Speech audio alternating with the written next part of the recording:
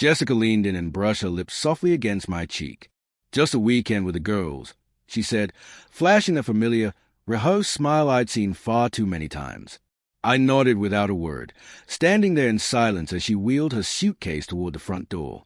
She truly believed I had fallen for her story.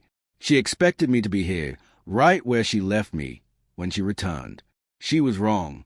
The moment the door clicked shut behind her, I exhaled, a breath I hadn't realized I'd been holding.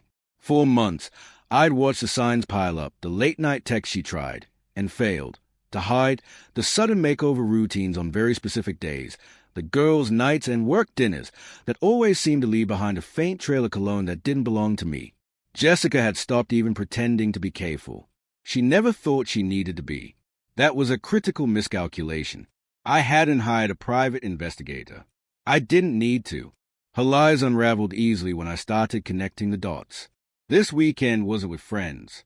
She was headed 2 states over to a high-end resort with him, and she had no clue that I already knew. Even less so, what I'd been quietly preparing. I pulled out my phone and opened my notes app. Every step of my exit was outlined. Finances already split. Direct deposits redirected. Bank accounts separated. I'd removed my name from a lease, transferred the utility bills to her name, and canceled every subscription and service I used to pay for. She wouldn't just return to an empty apartment. She'd come back to find my entire existence wiped clean from it. I moved efficiently, without panic. My suits, my clothes, even the old hoodie she always loved stealing, folded and packed. In the bathroom, I grabbed everything that was mine: razor, cologne, the toothbrush I kept tucked in the drawer. The fridge held nothing that belonged to me anymore. Half the furniture, gone. My television, my gaming system, even the coffee maker she used religiously every morning, all of it came with me.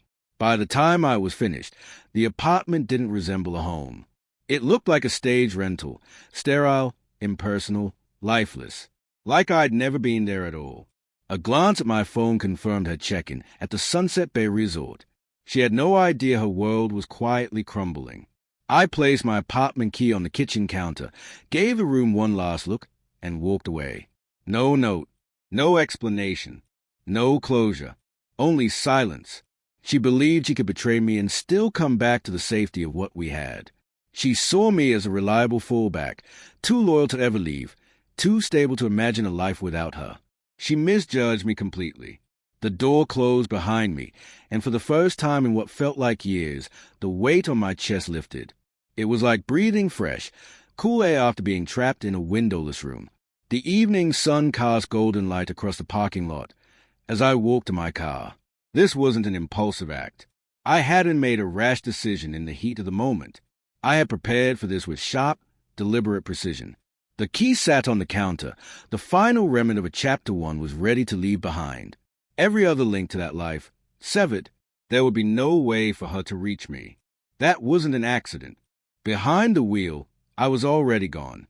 I took one final look at the apartment, standing there, caught between the past and the present. So many memories were woven into that place: laughter, warmth, the comfort of shared moments. But all of that had faded long ago, quietly slipping away as trust crumbled. The walls were never what made it a home. It was the love and the honesty that once filled it. Both had disappeared without a trace. I tapped on my phone, checking for updates. Another one. Jessica Monroe had officially checked in. A smirk tugged at my lips. She really thought she'd gotten away with everything. Most likely, she was lounging by the pool, cocktail in hand, sending Michelle a text between stolen kisses from her new companion. She didn't realize I was already gone. In her mind, I was still her safety net, always available when she wanted me. But I had completely removed myself from that role.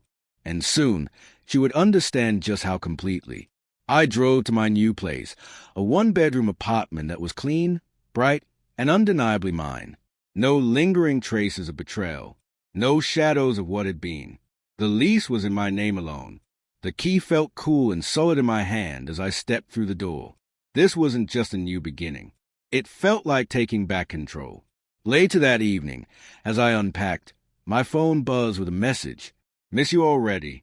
Hope you're having a great weekend. Can't wait to see you when I get back. XO." I couldn't help but laugh at her audacity. She was probably sitting in a robe, feet dipped in the water, sending me that text just to maintain the illusion, pretending I was still the fool. I didn't respond. I didn't need to. Her reality was about to collide with mine. I powered down my phone, poured myself a drink, and sank into the couch. For the first time in what felt like an eternity, I was at peace. Free. Jessica's footsteps echoed in the hallway as she returned, suitcase in tow. In her mind, the weekend had been a flawless escape, pampered luxury, the excitement of sneaking around. She hadn't given me much thought. She never did when she was indulging herself.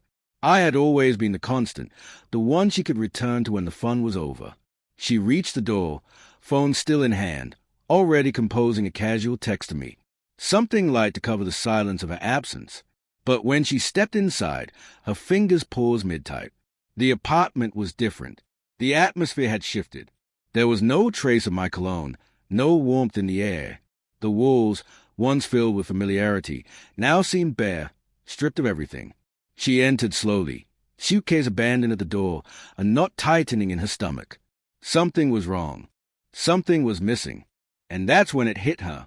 The couch sat where it always had, but the room felt empty. The coffee table was barren. No books, no clutter, none of Nathan's usual mess. The throw blanket he always used while watching TV. Gone. A nervous laugh escaped her lips as she turned toward the bedroom, calling out, "Nathan?" She half expected him to step out from the bathroom with that sarcastic smile of his, maybe pulling off some elaborate joke. But the silence was suffocating, thick, like it swallowed the sound of her voice. Her chest constricted as she stepped into the bedroom, and then the truth slammed into her. The closet was almost empty. All of his clothes, gone. Shirts, jeans, even his favorite running shoes. The drawers where he kept his wallet and watch, empty. Even the framed photos of the two of them, the one she dusted just days ago, gone. Panicked, she rushed to the bathroom, flinging open drawers and cabinets. Nothing. His razor, his toothbrush, the cologne she used to tease him about, all of it was missing. She stumbled backward, her breath shallow, her heart hammering in her chest. Jessica grabbed her phone, scrolling furiously. No new messages from Nathan. No missed calls. With shaking hands, she dialed his number. 1 ring, 2, then straight to voicemail. Her heart raced. This can't be happening. She tried again. Voicemail again. A creeping sense of dread took root deep inside her. She rushed to the kitchen counter, tearing through a pile of unopened mail, bills, forms, junk, anything with Nathan's name on it. But there was nothing, not a single envelope addressed to him. It wasn't just that Nathan had left. It was as if he had erased every trace of himself. Jessica clutched the edge of the counter as though it was the only thing holding her steady. The apartment, once filled with their routines, their shared moments, now felt cold, unfamiliar. She couldn't breathe. Opening her phone again, her fingers tapped through her old messages. Just last week, Nathan had sent a simple text. Need anything from the store? So plain, so familiar, so him, the dependable, boring Nathan. But now he was gone, and that steady, quiet presence, the one she had always counted on, suddenly felt like something she had always taken for granted. She called him again. Voicemail. Her fingers shook as she sent a message. "Nathan, what the hell? Where are you? Call me." She stared at the screen, willing it to change, to show a read receipt, a typing indicator, anything. But it stayed frozen, a ghost of a message. Nothing. The silence was deafening. She wasn't used to this, to being ignored. Jessica had always controlled the narrative, always known how to make things go her way. But this was something entirely different. She tore through the apartment, opening drawers, cabinets, searching for any sign that Nathan hadn't really left, that maybe he had just hidden something behind. But everything pointed to the same painful truth. Nathan had scrubbed himself from her world. Even the Netflix account had logged her out, his name nowhere to be found. Her name was the only one left on the lease. A cold wave of dread swept over her, and it wasn't just guilt, it was grief. He must have known. Of course, he'd been planning this, watching her, waiting for the right moment to let her think everything was fine, to let her believe it was all still salvageable. She collapsed onto the couch, pressing her hands to her face, trying to make sense of what had just happened. How long had he been preparing for this? All those times when he stayed quiet, didn't argue, didn't react, that wasn't indifference. That was strategy. Her phone buzzed, and her heart leapt. It was Lisa. Jessica barely remembered answering. "Hey, how was your trip?" Lisa's voice chirped, oblivious to the storm swirling inside her. "Fine," Jessica lied, her voice tight and flat. Lisa kept talking about brunch and someone's birthday, but Jessica couldn't focus. She was lost in the empty space of the apartment, the blank walls, the void. Her stomach turned, and then, out of nowhere, she said, "Nathan's gone." Lisa stopped mid-sentence. "What do you mean gone?" Jessica's grip tightened on the phone. "I mean he left. Took all his things. Cancelled everything like he was never here." Her voice cracked. "He's just gone." Lisa inhaled sharply. "So he knows." Jessica didn't respond immediately. The truth felt too raw, too real. She glanced around the apartment again, her gaze taking in the cold, sharp emptiness. The silence between them was louder than any argument they'd ever had. He had disappeared without a word, without shouting, just a quiet, deliberate exit. Lisa's voice lowered. "This is bad." Jessica let out a hollow laugh. "No kidding." She scrolled through her phone again, reading old texts, hoping for some sign that he hadn't truly gone. But there was nothing, just a haunting echo of absence.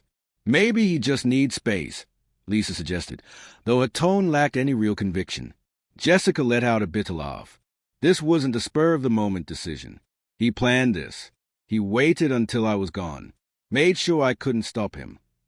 Lisa hesitated before speaking. "So, what are you going to do?" Jessica jumped to her feet, pacing like a caged animal. "I need to find him. Talk to him. He can't just disappear like this. He owes me that." Lisa's voice softened, but held a firmness Jessica wasn't ready to hear. "I don't think he does." Jessica froze. "What?" "Maybe Nathan finally realized he didn't owe you anything. Maybe he got tired of the lies. Maybe he knew you weren't going to change." Her stomach twisted. Nathan was supposed to be the constant, the steady one. He wasn't supposed to leave. He wasn't supposed to disappear. Just then, her phone buzzed again. A text message. Her breath hitched as she tapped it open. Message failed to send. "You have been blocked." Her vision blurred. Her hands went numb. Nathan wasn't waiting. He wasn't coming back. He had left.